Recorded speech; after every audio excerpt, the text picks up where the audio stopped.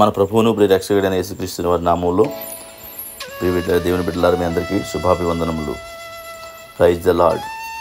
ఈ ఉదయకాల సమయంలో దేవుని వాక్యాన్ని ధ్యానం చేసుకుందాం. 21వ కీర్తన 2వ వచనం. 21వ కీర్తన 2వ వచనం. అతని మనోభీష్టము నీవు సఫలము చేయుచున్నావు, అతని పెదవులలోండి వచ్చిన ప్రార్థన నీవు మానక అంగీకరించుచున్నావు. హల్లెలూయా.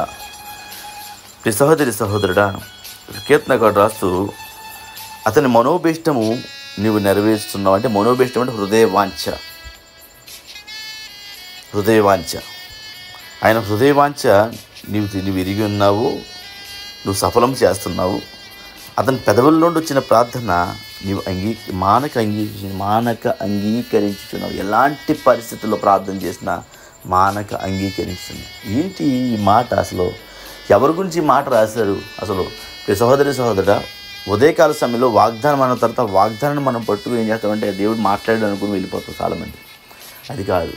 అసలు దేవుడు ఎలా మాట్లాడాడు, ఎందుకు మాట్లాడాడు, అసలు అందులో ఉన్న వివరణ ఏమిటి అని మనం తెలుసుకున్నట్లయితే, ఇదే కీర్తనలో 7వ వచనంలో ఒక ప్రాముఖ్యమైన విషయాన్ని రాశారు. ఒకసారి చదివితేనట్టుగా, ఎలయనగా రాజు యెహోవా యందు నమ్మిక ఉంచుచున్నాడు, సర్వోన్నతిని కృపచేత అతడు కదలకుండా నిలుచును. హల్లెలూయా.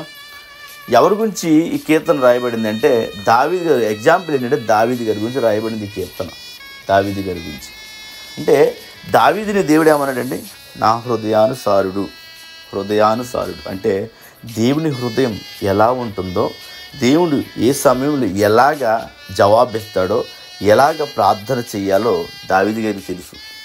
ఎందుకంటే ఆయన హృదయాన్ని ఎరిగినవాడు, దేవుని హృదయాన్ని ఎరిగినవాడు, హృదయానుసారుడు, ఆయన హృదయానుసారంగా వెళ్ళినవాడు.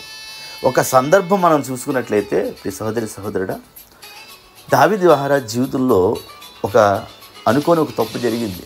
తప్పు చేశాడు. ఎంతటి నీతిమంతుడైనా పాపం చేస్తాడు, ఎంతటి నీతిమంతుడైనా పాపంలో పడతాడు. అలాగే దావీదు గారు కూడా బత్షెబ అనే ఒక స్త్రీతో పాపం చేశాడు. పాపం చేసి ఏం చేశాడంటే, ఎవరికి తెలియదు కదా అనుకున్నాడు. కానీ దేవుడు ఆకాశమందు ఉన్నాడు, సర్వము ఆయన నేత్రాలు తిరుగుతూనే ఉన్నాయి. ఆయన ఏం చేశాడు? నా పాపాన్ని చూశాడు. చూసిన తర్వాత ఆయన దగ్గరికి నాతాను అనే ఒక ప్రవక్తను పంపించింది. అడిగాడు, నువ్వు చేసిన పని తప్పు అని. అన్నప్పుడు దావీదు గారు వ్యతిరేకించలేదండి. ఆ ప్రవక్తని వ్యతిరేకించలేదు. ఆ ప్రవక్తని కొట్టి చంపేద్దాం అనుకోలే. దేవుని నామాన్ని బట్టి అతను శపించాడు. ఎందుకంటే నీవు నీ రాజ్యాన్ని తీసి నీ కుటుంబం దేవుడి చేతిలో చేస్తానని చెప్పేసి దావీదుని దేవుడు ఏం చేశాడంటే శపించాడు దేవుడు. కానీ ఆ శాపానికి కూడా తలంచాడు దావీదు. తలంచిన తర్వాత ఆయన ఏం చేశాడు తెలుసా? ప్రార్థన చేయడం మొదలుపెట్టాడండి. అందుకోసం ఈ కీర్తనలో మాట ఉంటుంది ఏంటంటే, ఆయన రాసిన కీర్తనలో, నా కన్నీళ్లతో నా పరుపు తేలజేయుచున్నాను. సహోదరుడా, ఈ లోకంలో నీతిమంతుడు లేడు, ఏ ఒక్కడూ లేడు. నీవు నేను ప్రతి ఒక్కరూ కూడా సేవకులైనా, సామాన్యులైనా, విశ్వాసులైనా, ఎవరైనా సరే దేవుని దృష్టిలో కొన్నిసార్లు తప్పిపోతూనే ఉంటాం. ఇది కామన్. ఇది చాలామందికి చాలాసార్లు జరిగేది. కానీ ఒక వాక్యం ఉంటుంది, తన లోపములు కనుగొనేవాడు ఎవడు, తన దోషములు ఒప్పుకునేవాడు ఎవడు ఫస్ట్.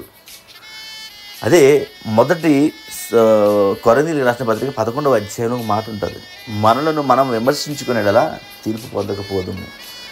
సహోదరుడా, దావీదు గారు తన్ను తాను ఆత్మవిమర్శ చేసుకున్నాడు. ఒకసారి గమనించుకోండి. దేవుడు శపించాడు, కానీ ఆ శాపం మరణం వైపు వెళ్ళలేదు.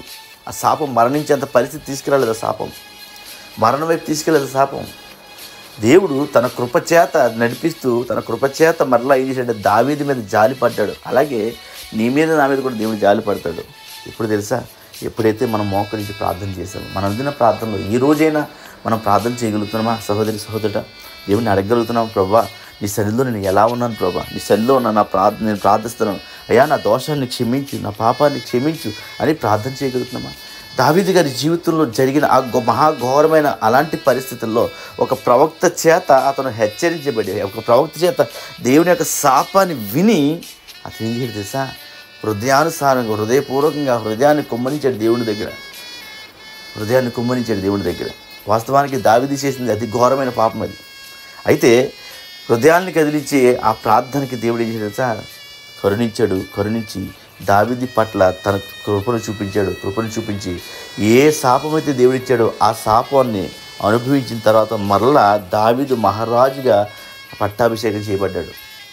ఈ వాక్యంలో మనం నేర్చుకోవాల్సింది తెలుసా సోదరుడా? దేవుడు కృప చూపించేవాడు, కరుణ చూపించేవాడు.